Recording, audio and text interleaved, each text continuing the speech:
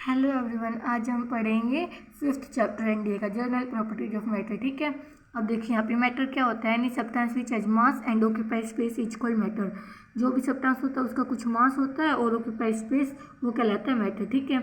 There are 3 states of matter. 3 state होते हैं, solid, liquid, gas. Solid क्या होता है जिसमें इंटरमोलिकुलर फोर्स स्ट्रॉन्ग हो। ठीक है। लिक्विड क्या होता है जिसमें इंटरमोलिकुलर फोर्स कम हो सॉलिड से और ये अपनी शेप को चेंज कर सके।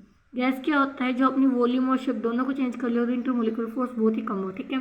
इलास्टिसिटी क्या होता है। इलास्टिसिटी प्रॉपर्टी होती है किसी भी बॉडी की जिसके द्वारा वह अपनी ओरिजिनल पोजीशन में आ जाए। हम जितना भी डिस्ट्रॉय करें लेकिन वो अपनी ओरिजिनल पोजीशन में आ जाए जब जो एक्सटर्नल फोर्स हम हटा दे तो। ठीक है। और जो जितनी होती है वो बॉडी की कहलाती है इलास्टिक बॉडी कहलाती है, उसकी जितनी प्रॉपर्टी होती है।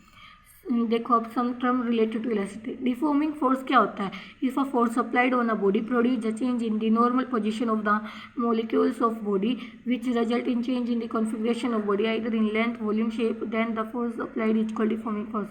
मतलब कि हम जितना भी फोर्स लगाएं नॉर्मल इतना भी फोर्स लगाएं किसी भी बॉडी के मोलिक्यूल्स पर या बॉडी पर, ठीक है, तो जो भी चेंज आए उसकी लेंथ में, वॉल्यूम में, शेप में, तो वो कहलाता है डिफॉर्मिंग फोर्स, जिस फोर्स की वजह से आया। अब परफेक्टली इलास्टिक बॉडी क्या होता है जो अपनी पोजीशन को एज इट इज, जो पहले थी एज इट इज उसी पोजीशन में आ जाए जब हम एक्सटर्नल डिफॉर्मिंग फोर्स को हटा दें। ठीक है, तो परफेक्टली इलास्टिक बॉडी कहलाती है। इलास्टिक बॉडी क्या कहते हैं, उसकी ऐसी उसके पास ऐसी टेंडेंसी ना हो जिससे वो अपनी ओरिजिनल पोजीशन में आ सके। ठीक है। आफ्टर अगर हम उसमें डिफॉर्मिंग फोर्स हटा दें तब भी नहीं आ सके। ठीक है, तो प्लास्टिक बॉडी कहलाती है। और नॉन इलास्टिक लिमिट क्या होती है, जो इलास्टिसिटी मतलब जहाँ तक वो अपनी ओरिजिनल पोजीशन गेन कर सकती है वो उसकी इलास्टिक लिमिट हो जाती है। स्ट्रेस क्या होता है, the internal restoring force acting पर unit area of the deformed body is called stress. ठीक है, कि जितना भी इंटरनल रिस्टोरिंग फोर्स होता है पर यूनिट एरिया वो कहलाता है stress equals to restoring force upon area. इसकी ऐसे यूनिट क्या होती है, न्यूटन पर मीटर स्क्वायर। ठीक है, और पास्कल। दो टाइप के होते हैं, नॉर्मल और टेंजेंशियल। नॉर्मल क्या होता है, जो भी हम नॉर्मली लगाते हैं उस पर फोर्स। देखो normal stress divide deform force acting पर unit area normal to the surface of body. ठीक है, जो नॉर्मल लगाते हैं। टेंजेंशियली जो हम टेंजेंशियली लगाते हैं पर यूनिट एरिया। अब देखो अगली स्ट्रेन क्या होता है, it is the ratio of change in configuration produce in body to the original configuration of the body भी। ठीक है, कि जितना उसमें चेंज आया उसका रेशियो किसके साथ, जैसे वो पहले थी उससे। Being the ratio of two quantities, similar quantities, strain is a unitless and dimensionless quantity. Strain is of 3 type। कि देखो ये सेम ही क्वांटिटी क्योंकि इसी में चेंज आता है, कितना आता है अपॉन में, जैसी वो पहले थी तो एक ही बॉडी की होगी ना, एक क्वांटिटी थी, तो इसमें यूनिटलेस और डायमेंशनलेस होती है। ठीक है, ये 3 टाइप की होती है। लॉन्गिट्यूडनल, जब लेंथ में कोई चेंज आए, change in length per unit original length. ठीक है, जितना चेंज आया लेंथ में अपॉन में जो ओरिजिनल लेंथ थी। ठीक है, अब आगे देखो वॉल्यूम स्ट्रेन, जितना चेंज आया वॉल्यूम में अपॉन में जैसी वो वॉल्यूम पहले थी, del V by V. Shearing stress strain क्या होता है, when there is a change in shape of body without change in its volume then the strain produce shearing strain.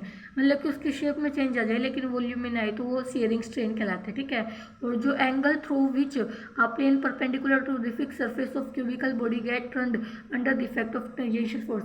हम जितना भी टेंजेंशियल फोर्स लगाएंगे उस पर तो जितनी एंगल से वो टर्न हो जाती है ना वो कहलाते हैं सीयरिंग स्ट्रेन। जैसे इसमें देखो डिस्प्लेस हुआ दिख रहा है थीटा एंगल से। अब देखो हुक्स लॉ क्या कहता है, according to this law within the elastic limit the stress develop in a body is directly proportional to the strain produce in the body. मतलब कि स्ट्रेस के डायरेक्टली प्रोपोर्शनल होता है स्ट्रेन इसमें। ठीक है, तो प्रोपोर्शनलिटी का सही हटा के ई हो जाएगा, ए इंटू में स्ट्रेन। यहाँ पे ई क्या है, मॉड्यूलस ऑफ इलास्टिसिटी। 3 टाइप का होती है, Young's modulus of elasticity. Within the elastic limit it is defined as the ratio of normal stress to the longitudinal stress. जो नॉर्मल स्ट्रेस का रेशियो लॉन्गिट्यूडनल स्ट्रेन के साथ। ठीक है, Y जी इसे हम वाई लेटर से रिप्रेजेंट करते हैं, Y is equal to normal stress और में लॉन्गिट्यूडनल स्ट्रेन। ठीक है, अब F by A, normal stress का फॉर्मूला एफ बाई ए और लॉन्गिट्यूडनल स्ट्रेन का है डेल एल बाई एल। ठीक है, तो एफ इन एल ऊपर चला जाएगा इंटू एल हो गया, और ए को हम क्या लिख सकते हैं, पाई आर स्क्वायर, वो इंटू में डेल एल। और फोर्स क्या आता है, मास इंटू में एक्सेलरेशन, तो एम जी एल अपॉन में पाई आर स्क्वायर डेल। अब बल्क मॉडुलस ऑफ इलास्टिसिटी को हम कैसे रिप्रेजेंट करते हैं, ये क्या होता है, within the elastic limit it is defined as the ratio of normal stress to the volumetric stress. वो तो था ratio of normal stress to the longitudinal, और ये वॉल्यूमेट्रिक, ठीक है। तो नॉर्मल स्ट्रेस का फॉर्मूला एफ बाई ए और वॉल्यूमेट्रिक का डेल वी बाई वी।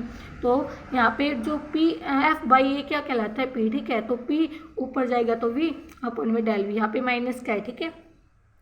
अब देखो note, negative sign indicates the fact that with an increase in pressure or decrease in volume occur. जितना प्रेशर बढ़ेगा उतना ही वॉल्यूम कम होता जाएगा, नेगेटिव साइन ये दर्शाता है। अब आगे देखिए, मॉडुलस ऑफ रिजिडिटी और शियर मॉडुलस ऑफ इलास्टिसिटी, इसको हम एन से डिनोट करते हैं, ठीक है। Within the elastic limit it is defined as the ratio of tangential stress to the shearing strain. Tangential stress अपन में शियरिंग स्ट्रेस होते हैं, ठीक है। अब tangential stress F by A होता है और थीटा शियरिंग स्ट्रेन थीटा होता है, ठीक है। तो एफ एल ए एक्स हो जाएगा बाई ए एक्स, ठीक है। अब पॉइजन्स रेशियो क्या कहता है, when a deforming force is applied at the free end of a suspended wire of length L and radius R, then its length increase by del L but its radius decrease by D R. तब भी हम किसी भी wire को suspended कर दे freely तो उसकी जो लेंथ में चेंज आ जाए, लेंथ इंक्रीज हो जाए और रेडियस डिक्रीज हो जाए, ठीक है। Thus the two type of strain are produced by a single force। इसमें एक ही फोर्स से दो टाइप के स्ट्रेन प्रोड्यूस होते हैं, ठीक है। लॉन्गिट्यूडनल स्ट्रेन और लेटरल स्ट्रेन, ठीक है। The ratio between the lateral strain and the longitudinal strain इसको पॉइजन्स रेशियो, जो लेटरल स्ट्रेन अपॉन में लॉन्गिट्यूडनल स्ट्रेन होता है पॉइजन्स रेशियो कहलाते हैं, इसको हम सिग्मा से डिनोट करते हैं। तो लेटरल स्ट्रेन का formula minus del R by R upon में लॉन्गिट्यूडनल का डेल एल बाई एल, ठीक है। यहाँ पे नेगेटिव साइन क्या दिखाता है कि लेंथ इंक्रीज होगी तो रेडियस घटेगी। Poisson's ratio is unit length and dimensionless quantity, ठीक है। इसकी थ्योरेटिकल वैल्यू तो लाई करती है -1 से +1/2 और प्रैक्टिकल वैल्यू लाई करती है 0 से +1/2। Relation between elastic constants Y K N and sigma. तो देखो पहला क्या कहता है 9/y is equal to 1/k + 3/n, ठीक है। दूसरा क्या कहता है n is equal to y upon में 2 इंटू में 1 प्लस में सिग्मा। तीसरा क्या कहता है k is equal to 4 upon में 3 इंटू में 1 माइनस में 2 सिग्मा। फोर्थ क्या कहता है sigma is equal to 3k minus में 2n अपॉन में 2n प्लस में 6k, ठीक है। अब हाइड्रोस्टैटिक्स क्या होता है, a branch of physics that deals with the characteristic of fluid at rest and specially with the pressure in a fluid or exerted by a fluid on immersed body. मतलब कि जितना भी प्रेशर इमर्ज बॉडी जो water में या किसी में भी हम इमर्ज करते हैं तो जितना भी प्रेशर लगाती है फ्लूइड वो कहलाते हैं हाइड्रोस्टैटिक्स, ठीक है। Thrust and pressure, thrust is the force or push acting on an object perpendicular to its surface.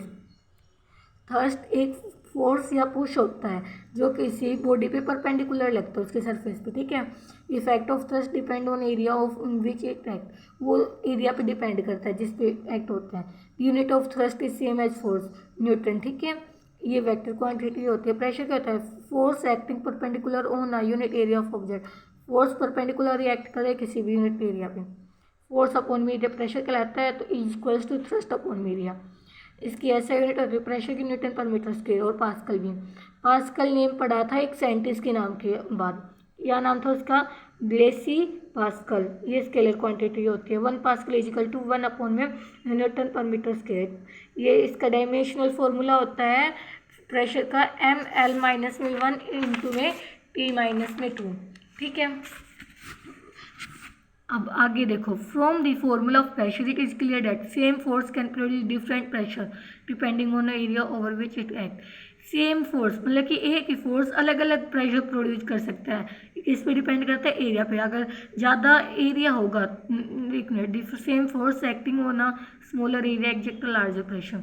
ज़्यादा सेम फोर्स लग रहा है, अगर स्मॉलर एरिया पे लगाएंगे तो ज़्यादा प्रेशर लगेगा और जब बड़े एरिया पे लगाएंगे तो स्मॉल प्रेशर। अब डेंसिटी क्या होता है, density of a substance is defined as the mass per unit volume of the substance. ये होती है मास पर यूनिट वॉल्यूम, ठीक है, m/v। इसे हम रो से डिनोट करते हैं। इसके ऐसे यूनिट होते हैं किलोग्राम पर metre square. Change in density of liquid, if equal volume of two liquid of density ρ1 and ρ2 are mix together then the density of mixture is. अगर इन दोनों की इक्वल वॉल्यूम और जो डेंसिटी ρ1 ρ2 उन्हें मिक्स कर दिया जाए तो डेंसिटी क्या होगी, डेल सिग्मा, नहीं क्या बोलते हैं इसे, del rho is equal to rho 1 plus में रो 2 अपॉन में 2, ठीक है। If two liquids of mass m1 and m2 density rho 1 and rho 2 are mixed together then the density of mixture is, अगर अलग अलग मास के m1 m2 अलग अलग डेंसिटी के रो 1 रो 2 मिक्स कर दिए जाए एक साथ तो डेंसिटी बतानी मिक्सचर की, तो rho is equal to m1 plus में m2 अपॉन में m1 अपॉन में रो 1 प्लस में m2 अपॉन में रो 2, ठीक है। Liquids are incompressible therefore their density is same throughout, liquid incompressible होते तो उनकी डेंसिटी हर जगह सेम होती है, ठीक है। अब देखो ये जो हमने सेकंड पढ़ा था rho is equal to m1 plus में m2 अपॉन में m1 प्लस में रो 1 प्लस में m2 अपॉन में रो 2। अब रो क्या होती है, मास अपॉन में वॉल्यूम, तो मास तो हो गया m1 प्लस में m2, अब वॉल्यूम निकालनी है तो वॉल्यूम क्या होती है, मास अपॉन में डेंसिटी, तो दोनों की लिखा दिए, इससे फॉर्मूला है, ठीक है। आज के लिए इतना ही, बाकी कल पढ़ते हैं। Thank you.